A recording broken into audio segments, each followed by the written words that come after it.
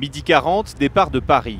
François Hollande a rendez-vous à 15 h et 234 km à parcourir. Il pourra donc arriver à l'heure tout en respectant les vitesses autorisées. Dans les rues de Paris, son convoi roule d'ailleurs à vitesse normale, sans gyrophare ni sirène, et respecte presque tous les feux tricolores. Mais dans le tunnel de la Défense, le rythme s'accélère. Alors que la vitesse est limitée à 70 km/h, le convoi présidentiel roule à près de 140 km/h. Difficile de suivre le président qui prépare son discours à bord de sa voiture, d'autant que sur une moto, 2 policiers en civil nous gardent à bonne distance. Le convoi est désormais lancé à près de 180 km/h. Et lorsqu'il quitte la voie de gauche, c'est pour passer les barrières de péage sans payer. Pas de retard en vue pour François Hollande qui s'autorise même une petite pause sur une aire de repos, notamment pour faire installer le drapeau français à l'avant de son véhicule.